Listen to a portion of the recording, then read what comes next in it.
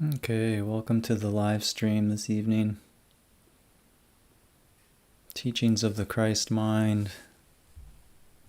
We're here joining in the one mind, beyond all separation. Joining in the vibration of the Christ mind teachings, such as A Course in Miracles, A Course of Love, and today, Choose Only Love. And we're on Book 1, Chapter 9, The Origin of the Soul. So welcome. Feeling this sort of inner tenderness this evening, being here, this openness to grace and receptivity, and this longing to be back in connection, in unity, in the unification of the self, unification of the soul. And this longing can feel like a lack, but when it's really met directly, we see that it's the longing for the unification with ourself, that it's really just asking to be met in the present moment and received. And yeah, it's like a pull, a drawing inward, and this inner longing for connection, receptivity, to be met. So let's see what we have today. The origin of the soul. A message from the voice of Christ through a choir of angels in the presence of Archangel Raphael and Archangel Gabriel. Part 1. The Alpha and the Omega. Daughters and sons of God. That's us.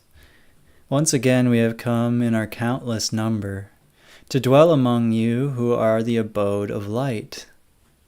We thank God who, in his infinite kindness, bestows the ineffable gift of this union with you, longing for union. And we give gratitude to God who bestows the ineffable gift of union. So gratitude is, in some sense, the bridge to the resolution of the longing. Thank you for giving me this longing, and thank you for supplying its answer. You who are beauty personified. We love with a perfect love. You are the human God. We thank you for accepting and receiving us in your hearts. Feel the presence of our love that surrounds you everywhere, and remember, you are not alone. You never were, and you never will be. This is a comforting reminder. It's really, the suffering is often in feeling alone in some sort of wrong state, and alone in it. And here the reminder that we can never be alone. We've never left our Creator, and we never can. You cannot be separated from the love of God. If we could, we would be able to achieve our own kingdom apart from God in total separation, and we just haven't. We're not able, not capable, impossible. You cannot separate yourself from eternal life, nor can eternal life be separated from you. Remember also that wherever divine love dwells, there we are, because love created us. You are one with the Father. You are one with us. You are one with all that is true. Your Father and you are one. So the union that I was longing for, here it's coming in words and in a flow of remembering, very simply like a relaxation and acceptance. Oh yeah, right. Love is here, right. Okay. Simple. Stop pretending it's not. Worry for nothing. Leave all worries in the hands of the one who gave you life. If I was created to be like God, then what need do I have to worry? There is no reason for concern. Concern is a thing of the past. Abandon that pattern, for it has no foundation in reality. You have the right to lay your yoke on the shoulders of love. Do it. Love can make miracles at any moment without your need to ask. It requires only that you make at least a small space in your tired mind and allow love to enter and do its work. So little asked, so much given. It is enough to say wholeheartedly, "Come, Christ, come." And in less time than it takes to ignite a coal, love will transform everything into love and holiness. Rest in the arms of love. There is nothing in your life that cannot be given to love and miraculously wrapped in the light of love. So like a coal that gets wrapped in fire and ignited, we can let our heart be held in the sun of God and be ignited in love. Be quiet. Dwell in peace. Let nothing disturb you. Let nothing affright you. Live in the consciousness of unity with Christ and with all that is beautiful, holy, and perfect. In short, live together with that which is in harmony, with that which you are in truth, with all that comes from God. And we'll feel this kind of centering and this inner alignment that comes, this inner centering and strength, like a preparedness, a readiness in my own power to meet the present moment. When I rest into my connection with my Creator, I'm empowered to be here, to be present, to not be in the doubting circles of the mind, but to be centered and grounded in truth.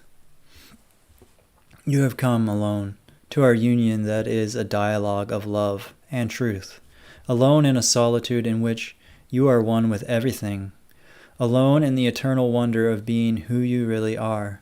You have come alone in the solitude of completion that is the fullness of self. Now that you dwell in the abode of light, you are in the perfect condition to remember once and for all the origin of the soul. This is what we have come to talk about. So a message of how the soul came to be. It's exciting. Although there are no levels in God, because everything exists in unity and therefore everything is simultaneous, in order to understand more easily the origin of creation and creation itself, we will speak of its stages. We will begin with the first and second levels of creation, the pure spirit and the pure soul. So a little lesson in metaphysics. Part 2. The joy of creating. God, for the infinite joy of creating, eternally extended himself from himself. Without failing to be what he is, in an act of unsurpassed joy, an act that is not an action but pure creative potential, he extended into a creative movement, in a game of creative beauty and ineffable joy, for there is no greater joy for the Creator than to create eternally. Pure spirit came forth from the eternal matrix of God himself. God created himself as pure spirit in an inexplicable and indescribable movement of divine self giving birth to itself. All-embracing substance began, a subtle movement from which a wisp of wind emerged. A soft, subtle ray of light emerged as pure spirit from an unchanging brilliance. The uncreated was born. From within the unshakable came a movement that emerged as pure spirit. So obviously this is very subtle language describing an even more subtle movement from source to source, extended as spirit. The most subtle vibratory distinctions possible to fathom, to feel, to be. Spirit is formless. It is. It has no attributes. It just is. This is the same as saying that love is. This attributeless spirit emanated from the origin of creation, and hence the origin of life, that which has been called God, Abba, Yahweh, the divine mind and the infinite thought of pure love. Spirit is unlimited and encompasses everything. It has no beginning and no end. This pure spirit dwells in the abode of love that is God himself, within which everything exists, moves, and is. In spirit is consciousness, unlimited yet not without self-awareness. In spirit is self, just self, the pure self. So is this something that you find you're able to sense into? It's before the mind. So if the mind attempts to understand, it creates distraction and confusion for something that just is before any thought. Is that something that you find you're able to touch into in a subtle way, a subtle knowing, an intuitive glimpsing of yourself before separation? I wonder. Even when in solitude, pure spirit is not alone. It is never alone, for it is in the pure fullness of itself, full of God, full of love, full of life, full of being. Pure fullness. This first level of creation emerges subtly from the immutable. Even though it is pure movement, it never changes.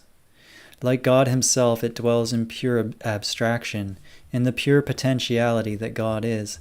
So this is what the Course in Miracles would call God and God's child, God and God's creation, God and God's Son. This is the Son of God is the extension of God into pure spirit. The first level of creation was only pure spirit. There were no planets, no galaxies, no matter, no time, no water. There was an idea of space, but not space as you know it. The idea of space was pure abstraction from the unlimited thought of God, which provided space for the self into which spirit could extend. In this space was only pure spirit, only pure love, unlimited space, pure freedom. In this first level there is only the purity of self. Pure spirit is pure thought, unlimited consciousness, unconditional mind. It is at this level that you are the one you truly are, pure spirit in full self-awareness, extending eternally by the mere joy of creation, radiant, unlimited, resplendent, one with God. Part 3. Soul is created. So the next movement. There is that in you which is spirit. There is that which is beyond the planets in the universe and within which everything exists, moves, and is. That is pure spirit. That is what you really are. Compared to the infinite vastness of the self that spirit is, the material universe is like a small mustard seed at the center of perfect spirit. That is where the kingdom of heaven, the divine reality, the abode of light dwells, the only reality that is eternally true. There the self rests in the full knowledge of itself. The self knows. The self knows it is immutable and embraces everything within God. Creator and created are one. God and Spirit, created as an extension of himself, are one.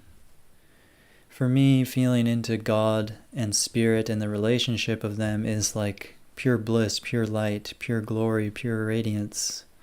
And it's a fullness within the center of my experience. A fullness, a joy. Created as an extension of himself are one. Can you touch into that? Can you sense that? Are you feeling that?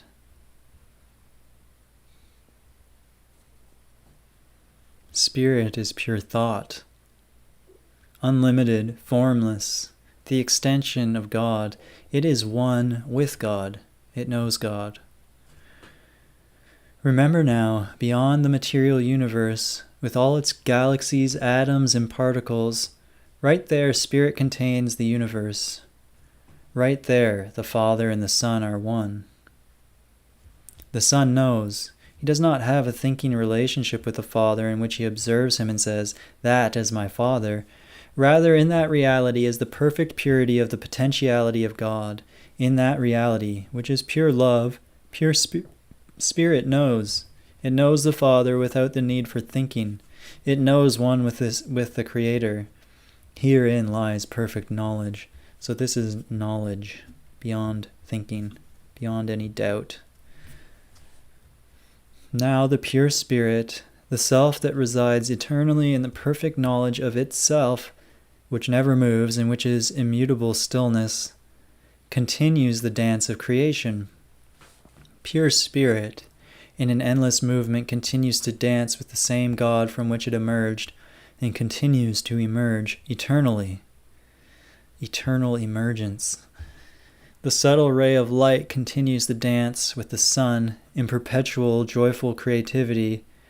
Creator and created, Father and Son, go on in the eternal joy of creating and extending themselves into all eternity.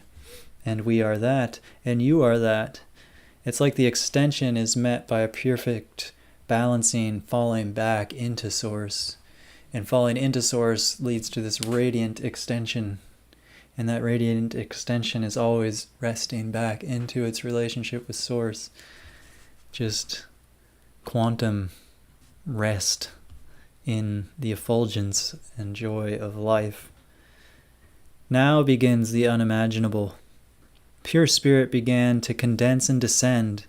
In the infinite ocean of love, in a subtle movement within its crystalline bowels, a drop of pure water splashed and leapt out of the body of the ocean itself. A pure drop was created. A particle of light arose from a ray of light as the effect of the dance of creation, in which Creator and created eternally enjoy being known without limit. The pure soul was born. So it's metaphorically describing it as like a drop that splashes out of the ocean of love, and in its purity it splashes out into a droplet of light, a soul. Beautiful poetic description of creation. Part 4. Pure potentiality of love. God, in his infinite and pure potential, conceived the idea of individuality.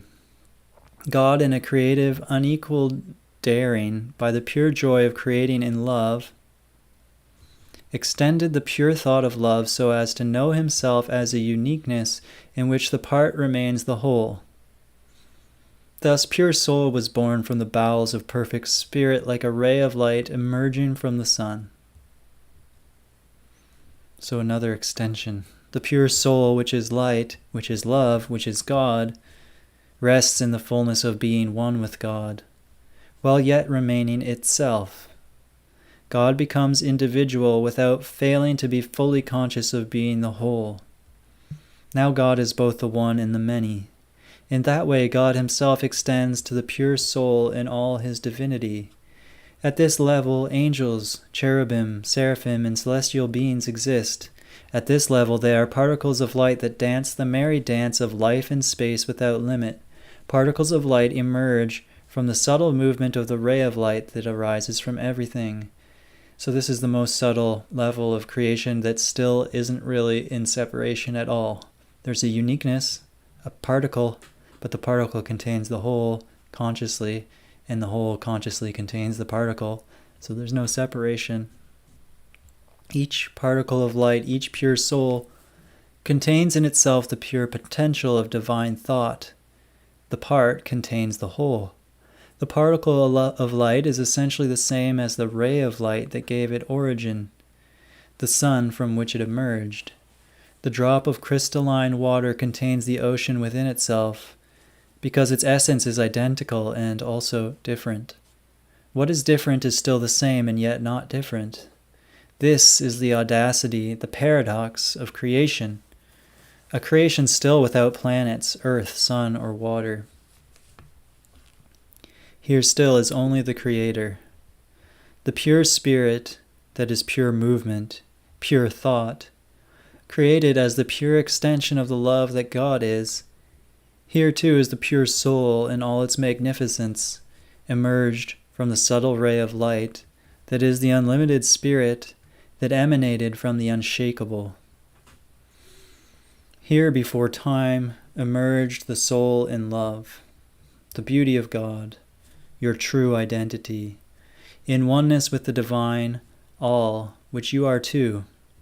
This is the pure soul as conceived by God, spreading infinitely, extending the love that God is. This is why no soul is equal to another. This is why your uniqueness, the soul you are, is sacred, holy, and perfect. This is why you must honor and love what you are, because you are a unique face of love. Your soul is that unique aspect of God that only you can make known. This is why I truly tell you that you are one with God. You are true light. You are holiness personified. You are a soul dancing the dance of creation. So, beautiful metaphysical description of creation. You'll find it very parallel to the description of creation from many traditions, from the Vedic tradition, from the Eastern mysticism traditions. This description of creation as pure abstraction.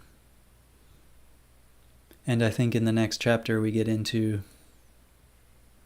some of the more manifest levels of creation coming out to the very appearance of this world, and even the sense of being a separate body-mind individual.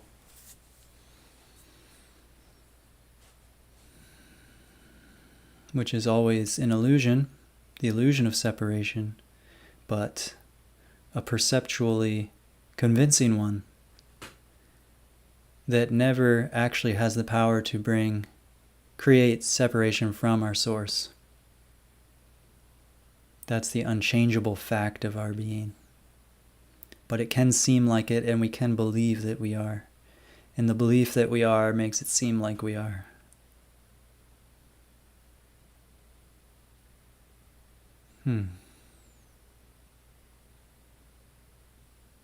And this isn't really useful to create concepts out of this. It's more as a transmission of truth, right? A subtle vibratory transmission that allows us to open internally to what we are on a more subtle level. Because it's using this Christian language, but it's describing what is. What is now in you, what is now in reality. So God is the source from which these appearances emerge. The appearance that we're seeing now. The source from which our experience emerges. The experience we're having now. It's not a concept. It's this moment in its subtlest qualities. This moment comes from an unchangeable source, an unchangeable and unchanging source, God extending as pure spirit. I think that this has correlations with the quantum field and quantum science. It's the very base level of reality from whichever understanding you approach it, through whichever language paradigm you attempt to describe it. It's this moment, attempting to describe how this moment arises. Not through time, but now. And what else would I like to say before we close up today? Well, I hope that there's been a transmission and a enlivening of peace and joy and that sense of what's true in the present moment through this reading. And I also hope it gives you like a confident basis on which to meet the challenges in your life. Where I find it does that for me. It really does when I remember to choose truth and my knowing in any moment. I'm so comforted by that. And that doesn't mean that struggles don't arise and fear and doubt, because they do. The body and mind are programmed into these fearful ways of thinking and seeing. But when we start to taste the truth of what we are, we have a steady ground on which to meet these aspects of our life. For me lately, the fears have been that I'm not doing enough. Maybe I'm wasting my life. Yeah. Even speaking it, I can feel the part of the mind that wants to believe that, And rather than pushing it away, I can hold it in the love that is here. And see that it's actually a protective turning in the mind that is trying to reassert control. That I have to do it. I have to make my life happen rather than just rest into the life that I am.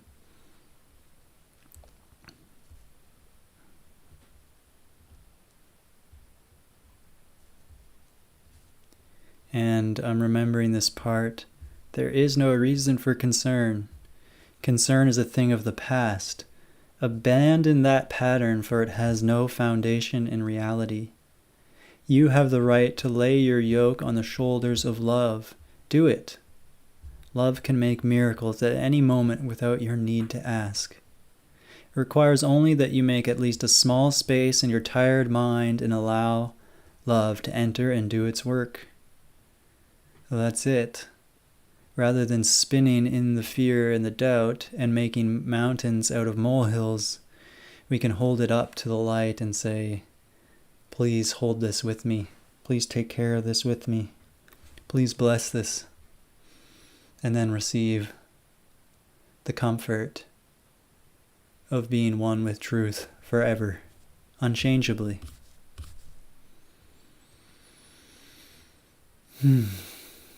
I've been seeing this image today of like a fighter who has to go into a fight with confidence and centeredness and a surety. Like, I'm not going to flinch. I'm not going to back away. I'm not going to try to avoid this. I'm going to be so present here, because if I don't, I'm going to be beaten up by this experience. But there's this confident presence of being here with our Creator, being here as a unique soul in oneness with our Source that says, I am here, and it has a laser focus, and it shines through the half-minded, doubtful thinking process and the patterns of conditioning that we've learned keep us safe, but they actually just keep us bound to the illusion. And in that sharp presence, centeredness, unflinching presence, too, we can then meet the feelings that arise, the fear, yes, the sadness that something's wrong has happened, this idea that maybe something's wrong, and we shine through it with such a presence. And it takes a lot to stay present to it, but it's like, what else are we going to do? What else is there? There's either be present and go through it, or get lost into the chaos of a world that doesn't make any sense. So we have to be the sanity in this world. We are the sanity. We are the center pole, the steady, stable knowing. And if we don't behave from that place, then who will? And if we don't bring sanity, then, well, continue to watch insanity have dominion over this planet. And that's okay. We see it. It gives the friction in the sand that creates the pearl when we can be the one who stays here and rests in our loving relationship with our Father. And if you feel called to work with me, I'm offering one-on-one meetings where we connect in this vibration of truth and love. We affirm that that's what we are, and then we bring forward whatever struggles or denial or experiences want to come forward in the moment. Whatever that is, we allow the guidance of the intelligence of the moment to bring forward whatever is applicable, and we bless it together. We hold it in our presence, our loving presence, and we affirm that it's here to be loved, not to be judged, not to be condemned. And this brings the miracle forward and healing, and it's beautiful to witness. So if you feel called to that, please do reach out. There's a link under this video and also on my homepage on YouTube. And if you'd like to learn more about that practice, well, it's really all I talk about here, so very simple, very simple.